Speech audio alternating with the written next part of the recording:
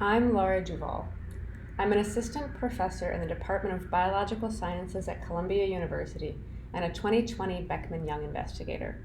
In my laboratory, we're interested in understanding how mosquitoes regulate their blood feeding and mating behaviors, and funding from the Arnold and Mabel Beckman Foundation has allowed us to work on understanding how chemical signals transferred from male to female mosquitoes control mating and reproduction in these animals. Dr. Beckman invented numerous instruments and devices that revolutionized scientific research and laboratory work. Many of the tools that he developed are foundational to our ability to carry out chemical analysis. His most famous invention is the pH meter, which measures the acidity or alkalinity of a solution. This instrument has become a staple in labs worldwide, enabling precise measurements that are crucial for countless experiments. Dr. Beckman was also deeply committed to using his scientific findings to improve society. This is something that we carry into our work as well. Mosquitoes can transmit pathogens that cause diseases like malaria, Zika, and dengue. If we can understand more about how mating and reproduction are regulated, then these findings can give us new targets to reduce mosquito populations by preventing them from reproducing.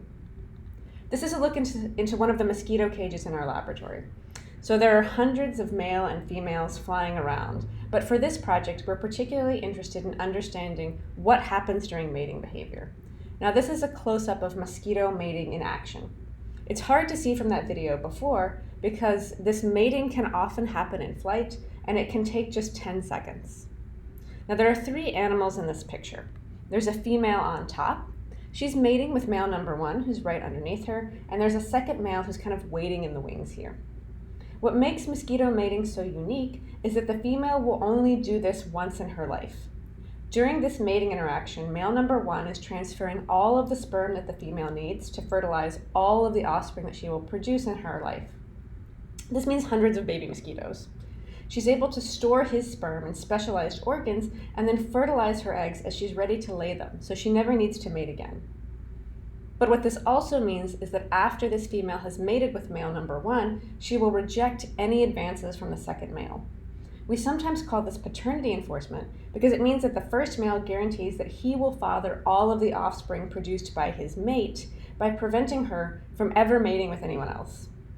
One of the big questions in our laboratory is focused on understanding what kinds of signals are transferred from males to females, how these signals are sensed by the female, and what kind of changes take place in the female to cause her to reject those subsequent males. How is it that just this 10-second interaction can cause an animal to change her behavior for the rest of her lifetime?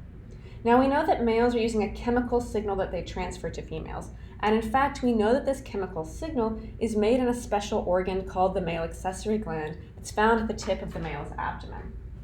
In fact, if you dissect out this gland and you inject the contents into a female, she'll act as if she's mated, and so then even if you expose her to a real live male, she'll never mate with him, and she'll never reproduce. This tells us that there's a signal in this mixture that changes the female's behavior, and we've been using chemical and genetic approaches to identify the specific signals from males that are important and the receptors in the females that detect these signals. Now, these mating interactions can go wrong when animals of one species interfere with the normal reproduction of another species. Satyrization, which is the name for this type of interference, comes from these Greek satyrs. And it happens particularly when males of one species try and mate inappropriately with females of another species to prevent her from mating normally. This can influence which species ultimately survives in a given region. And for mosquitoes, this is important because there are species-specific differences in their preference for biting humans and the types of pathogens that they can carry. So this can have a big impact on disease transmission. Now, in mosquitoes, this can occur between the two species shown here. The satyr male species, shown in purple, is known as Aedes albopictus, or the Asian tiger mosquito, and the green females here are Aedes aegypti females. In fact, this happens in the field. So you can see in this map of Florida how much this purple satyr species has come and pushed out the Aedes aegypti species, ultimately affecting which species are present in this region of the world. One of the things that we're doing right now is studying field-collected mosquitoes from this region to see how cohabitation can change the chemical interactions between male and female mosquitoes and to understand how mating behavior may differ depending upon which other species are present.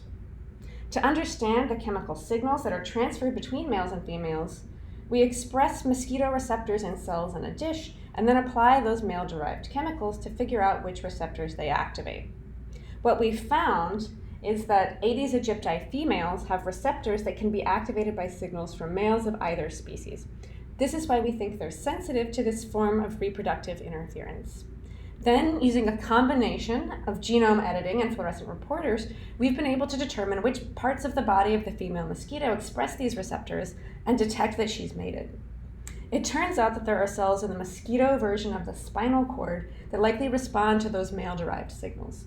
This is our first entry point to understand the neuronal circuits that control female mosquito mating behavior.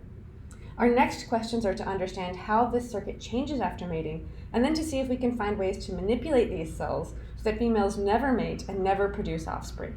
This would be a completely new approach to reduce mosquito-borne diseases. It's truly been an honor to join this group of Beckman Young investigators. This funding has allowed us to pursue new scientific directions in the laboratory, but it's also provided us with a critical community, and this was particularly important for those of us who were just starting our labs in a global pandemic. We're deeply grateful for the scientific and career development opportunities and are excited to continue to share our future work with this community.